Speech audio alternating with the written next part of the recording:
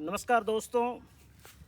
मैं लक्ष्मीकांत शर्मा अपने YouTube channel life with Laxmikant में आप सभी का हार्दिक अभिनंदन करता हूं।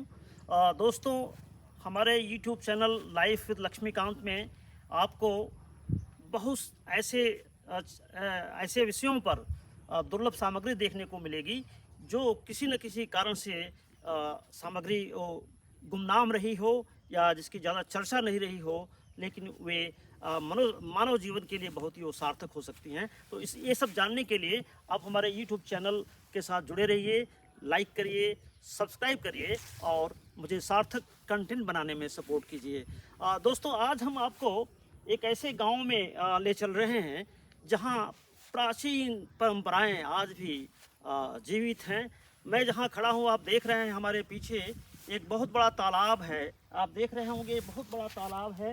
अभी तो एक छोटे स्वरूप में है, लेकिन कभी कई एकड़ में चारों तरफ फैला हुआ था, जिसे हम बचपन से सतिहड़ा नाम से जानते रहे हैं।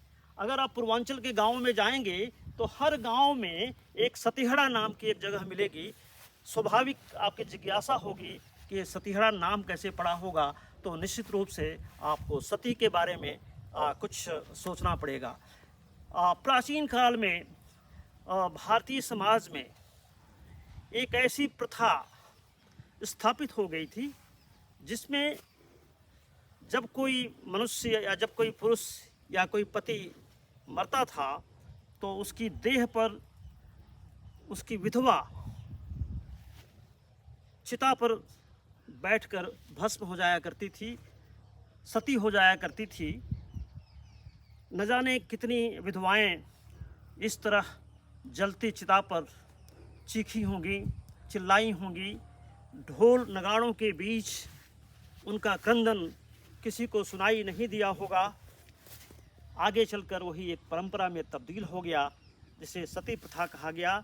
हमारे गांव में आप देख रहे हैं, हमारी बाईं ओर एक कीड़ा सा वहाँ देख रहे हैं, एक नया निर्माण हो रहा है। कभी कोई एक स्त्री वहाँ सती हुई होगी।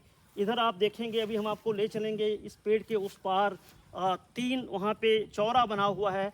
चौरा ही कहा जाता था उसको, सती चौरा कहा जाता था। वहाँ पे तीन विधवाएं कभी सती हुई होंगी। हम जहाँ खड़े हैं ठीक सामने देखिए, ठीक सामने अभी वहाँ एक चबूतरा सा बन रहा है, निर्माण की प्रक्रिया में है। कभी कोई एक स्त्री वहाँ पर भस्म हुई होगी और एक हमारी दाईं ओर आप देख रहे हैं, वहाँ एक छोटा सा टीला बना हुआ है, वहाँ पे सती हुई होगी। जहाँ हम खड़े हैं यहाँ पर कभी एक बहुत बड़ा टीला माउंड हुआ करता था, जिसे भीटा कहते हैं पुरातात्विक शब्दावली में। और एक बाईं ओर वहाँ पे जो पूरा क्षेत्र है, वहाँ भी एक माउंड टीला हुआ करता था। आगे चल कर के लोगों ने वहाँ की मिट्टी काट के अपने घरों के निर्माण में लगा दिया। मित्रों, मैं आपसे इतिहास की ओर भी आपको ले चलना चाहता हूँ। ये वाकया है 1829 के पहले का, 19वीं शताब्दी का जो प्रथम जो 25 साल आप कह सकते हैं, वहाँ तक एक ऐसी ये प्रथा प्रचलित थी जिसे सती प्रथा कहा गया। उसी समय ब्रिटिश भारत के गवर्नर जनरल बनकर आए लॉर्ड विलियम बेंटिक, और पश्चिम बंगाल में एक बहुत बड़े समाज सुधारक हुए जिनका नाम था राजा राम मोहन राय। राजा राम मोहन राय पश्चिम बंगाल के समाज में, चूँकि बंगाल में ज़्यादा ये स्त्रियाँ जो सती हुआ करती थी, तो उन्होंने इसको एक कुरीति के रूप में इसको लिया और जन जागरण के अभियान में निकल पड़े। और जब लॉर्ड विलियम बेंटिक गए तो ब्रिटिश सरकार का उनको समर्थन मिला। और एक और साहब थे कर्नल विलियम हेनरी स्लीमैन, तो उनका भी इसमें बहुत बड़ा योगदान रहा। और इन तीनों के प्रयास से 1829 में सती प्रथा का उन्मूलन हो गया। ब्रिटिश सरकार ने उस पर प्रतिबंध लगाया, जो आगे चल कर के जब स्वतंत्र भारत की जो सरकार बनी तो 1987 में एक सती प्रतिरोधक अधिनियम बना 1987 में, जिस पे पूरी तरह से सती प्रथा पर प्रतिबंध लगा दिया गया। ना आप उसका महिमा मंडन कर सकते हैं, ना आप उसका समर्थन कर सकते हैं। लेकिन परंपरा तो परंपरा है, ये सदियों से जीवित रही है, आज स्मृतियों में है। एक कथा और आती है भगवान शिव और सती को लेकर के कि जब महाराजा दक्ष प्रजापति जब एक यज्ञ कर रहे थे तो उस समय उन्होंने सती को आमंत्रित किया था, लेकिन भगवान शंकर को आमंत्रित नहीं किया था। तो शंकर जी क्रुद्ध होकर के हवन कुंड में ही सती जब जल गई थी, स्वाहा हो गई थी, तो उन्होंने विध्वंस कर दिया था भगवान शंकर ने। तो एक सती की कथा वो भी आती है।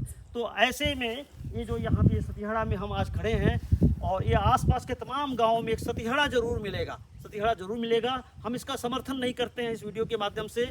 हम नहीं चाहते हैं कि कोई भी स्त्री विधवा जब बनती है तो अपने मृत पति की देह पर उसका दाह हो जाए। ये बहुत ही क्रूर ये परिपाटी रही है, परंपरा रही है। हम इसका सख्त विरोध करते हैं, लेकिन स्मृतियां तो स्मृतियां हैं। हम समाज को इसके बारे में इसलिए बताना चाहते हैं कि आगे चल कर के स्त्रियों पर कोई अत्याचार नहीं हो।